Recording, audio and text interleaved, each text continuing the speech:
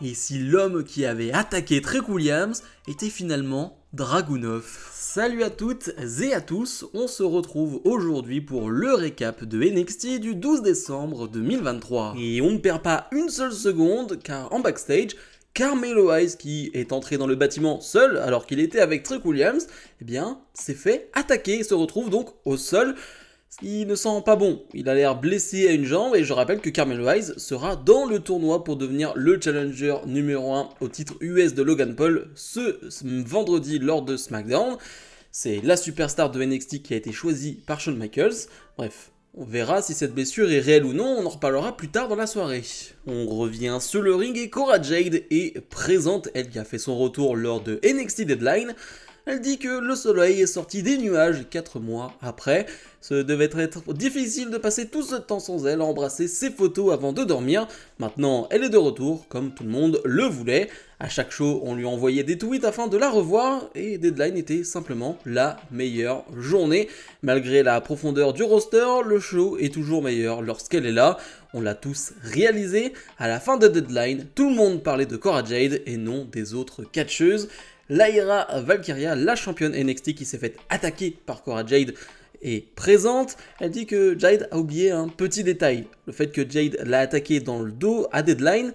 Valkyria dit que c'est fou de voir Cora Jade après 4 mois car rien n'a changé. Jade veut encore prendre des raccourcis, sauf que Lyra Valkyria, elle, a changé. Aujourd'hui, elle est championne NXT. Finalement, Blair Davenport va venir, elle qui est devenue donc la challengeuse numéro 1 au titre de Lyra Valkyria, un match qui aura lieu, je crois, début janvier à New Year's Evil. Et finalement, Nikita Lyons, qui a fait son retour la semaine dernière, eh bien, est de retour à nouveau et va s'en prendre à Blair Davenport. Elle n'a pas oublié les attaques et surtout l'attaque de Blair Davenport sur le parking qui l'a blessée dans la storyline.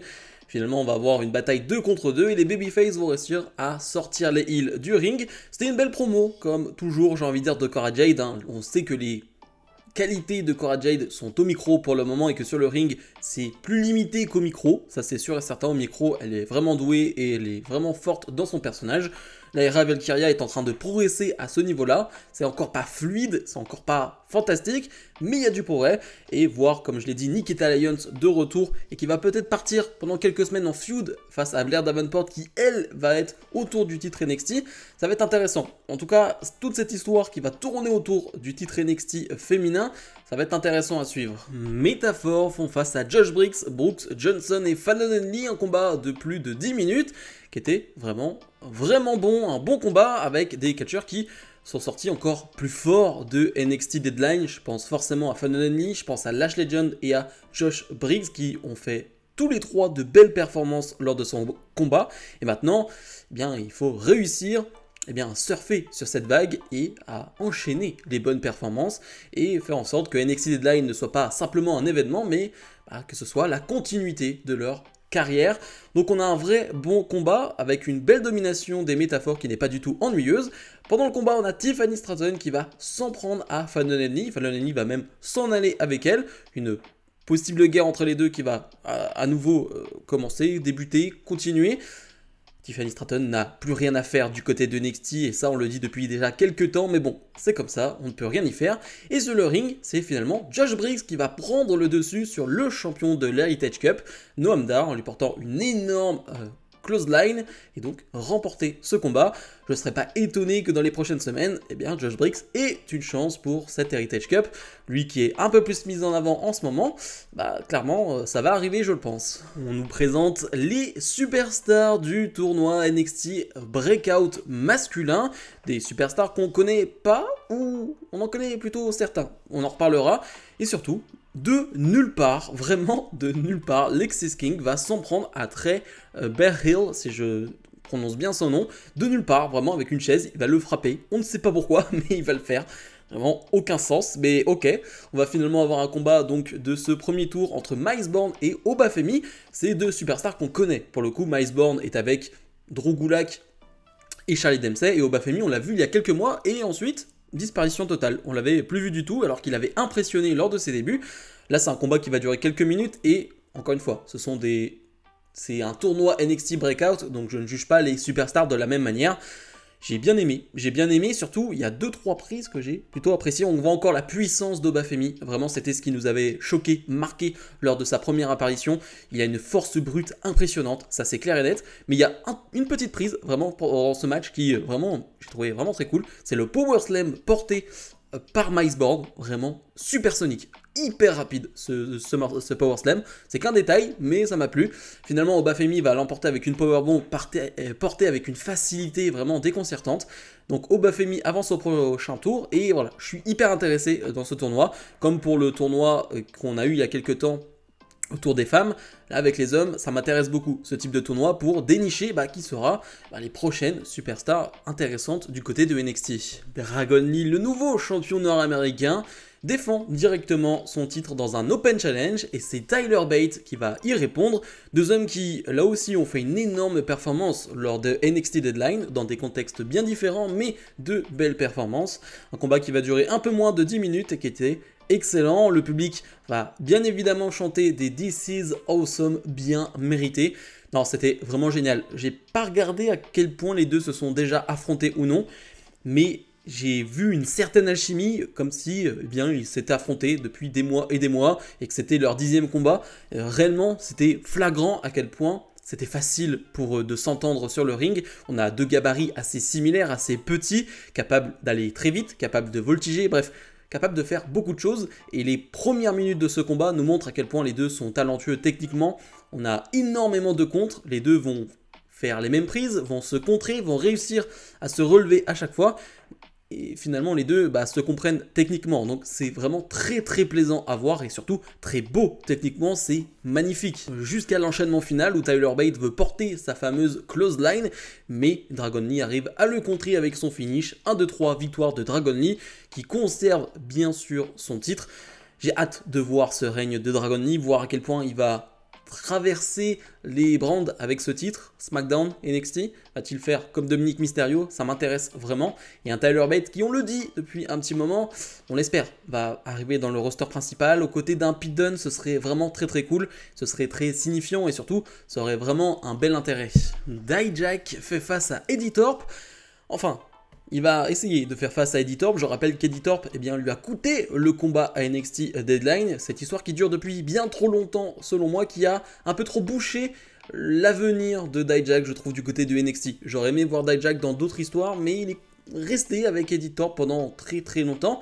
Mais je pense que ça va pas durer, parce que le match va débuter. D'ailleurs, les deux vont se frapper avant le combat, mais lorsque le match va débuter, déjà Dijak va saigner au niveau de l'oreille, je crois, et il va projeter Eddie Thorpe sur le coin et le coin va se briser tout simplement. Au début sur le coup je me dis ok, c'était pas forcément voulu, c'est toujours dur à savoir sur le coup si les spots sont voulus ou non, et ensuite vu la réaction de Dijak et vu ce qu'il en fait, bien évidemment c'était prévu.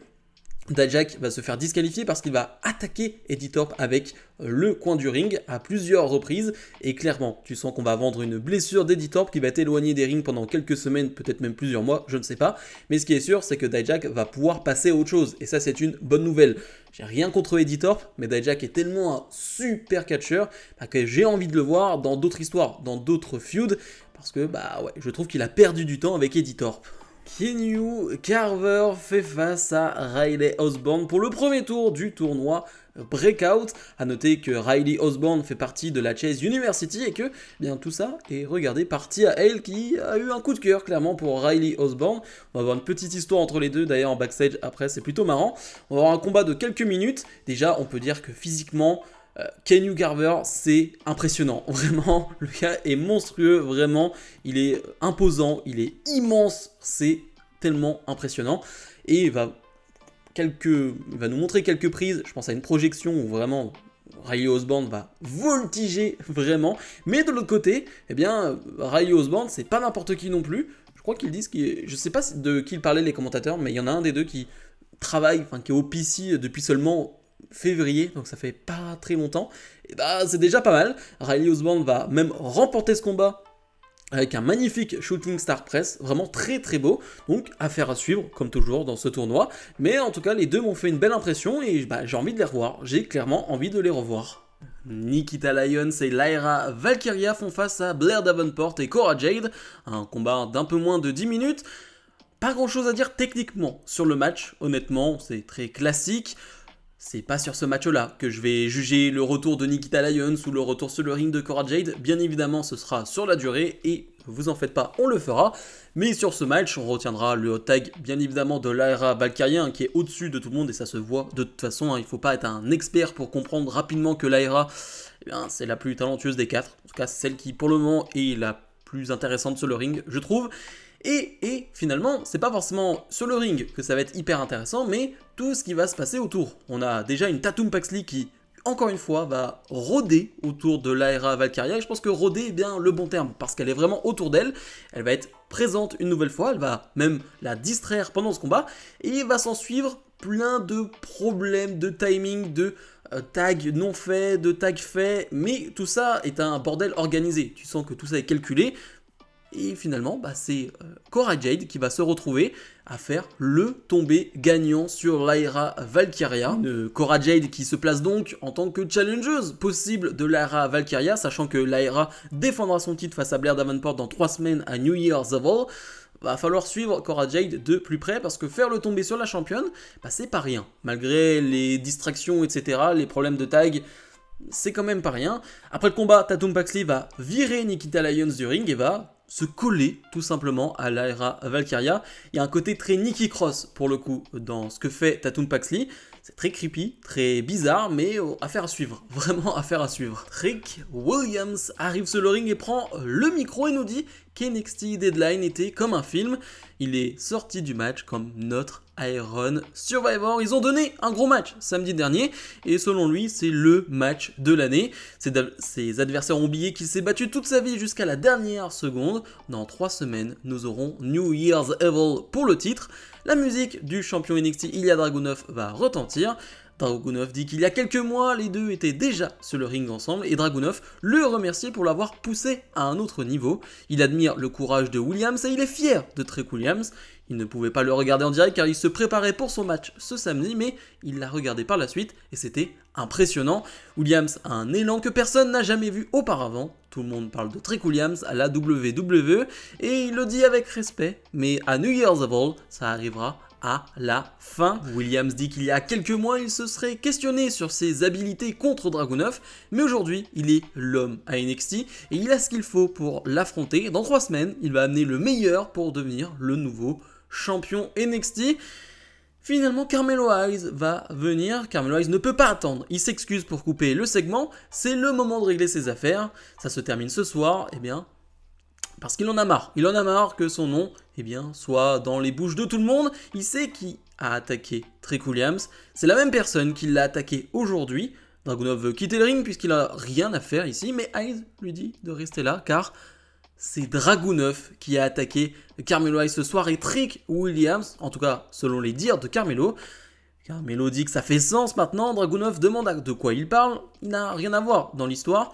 Carmelo demande qui pourrait plus en gagner de les avoir séparés. Dragunov savait qu'en affrontant un des deux et que l'autre allait suivre et qu'il ne pouvait pas faire face en 2 contre 1. Dragunov tout simplement dit que Carmelo Hayes perd la tête. Clairement. Carmelo Hayes dit que Dragunov savait qu'il aurait Williams en solo. Il était prêt à faire beaucoup de choses pour rester champion, mais pas autant que Dragunov. Dragunov dit qu'il ne l'a pas attaqué. En fait, si Carmelo a été réellement attaqué, c'est la question qu'on se pose tous. Dragunov dit qu'il n'a pas attaqué Williams, mais Williams doit parler à son ami. Carmelo dit que Dragunov ne peut rien faire pour les séparer et que Dragunov ne mérite pas le titre comme Williams le mérite. Finalement, Carmelo veut prendre le titre, et va plutôt même arracher le titre des mains de Dragunov, mais sans le vouloir, va frapper Trick Williams pour terminer le show. Beaucoup de choses à dire. Déjà, le segment était bon. Vraiment, dans l'ensemble, c'était un très bon segment, que ce soit au tout début entre Trick et Dragunov, et ensuite avec l'arrivée de Carmelo Hayes. Et ensuite, les propos sont intéressants. On s'attendait à ce que Carmelo Hayes fasse quelque chose de ce genre. Je pense toujours que c'est Carmelo Hayes qui a attaqué Trick Williams, clairement. Je le pense, et ça confirme encore plus que c'est lui, ce segment de ce soir, la fameuse attaque contre Carmelo Hayes ce soir. Est-ce qu'il a réellement été attaqué? C'est la question qu'on se pose tous. Je pense qu'il n'a pas été attaqué, clairement pas, je pense qu'il feint d'avoir été attaqué et que clairement il essaye de se mettre Trick Williams dans sa poche en le mettant en tête que c'est Dragunov qui a fait tout ça, qui a manigancé tout ça, mais c'est pas du tout le genre de Dragunov. Honnêtement, je serais très étonné que ça soit Dragunov qui ait fait ça. Dragunov paraissait vraiment étonné pour le coup, et je pense vraiment que c'est pas lui, mais on voit que Carmel Wise, il est au bout. Il est à bout et à quel point il est prêt à tout faire et presque à tout perdre même pour faire croire qu'il n'a pas attaqué Trick Williams. Mais en tout cas, cette histoire va continuer encore des semaines et tant mieux parce que pour le moment, ça monte, je trouve, en tension, ça monte en puissance et je pense qu'on n'a pas encore atteint le moment parfait pour révéler qui a réellement attaqué Trick Williams. Je pense que ça arrivera dans les prochaines semaines. Mais ça sent très bon. Bilan de ce NXT, un NXT sympathique, on est sur un 7 pour moi, parce qu'on a le début du tournoi NXT Breakout, ce qui fait des matchs assez courts, mais un peu divertissants, qui vont pas plus loin, et sinon en termes de match, je retiendrai le Tyler Bate Dragon Lee. Sinon il n'y a pas grand chose à retenir, le match avec Métaphore était assez divertissant aussi, mais par exemple, le match avec Cora Jade était pas incroyable, on va retenir surtout ce segment de fin qui était vraiment très très cool, et qui surtout fait réellement avancer cette histoire, d'un côté qu'on n'avait pas imaginé réellement, mais en tout cas elle fait avancer cette histoire, donc c'est un NXT très sympa, mais qui va pas plus loin que ça. Pour la semaine prochaine, ça va être intéressant. On a quelques matchs à suivre qui vont être très très sympas. Et surtout, on continue l'histoire avec Carmelo, Trick et Dragunov. Et ça, pour le coup, ça m'intéresse vraiment beaucoup, beaucoup. Bref, comme d'habitude, n'oubliez pas de mettre le pouce vers le haut, de vous abonner. Et nous on se retrouve peut-être dès demain pour une nouvelle vidéo. Salut, salut!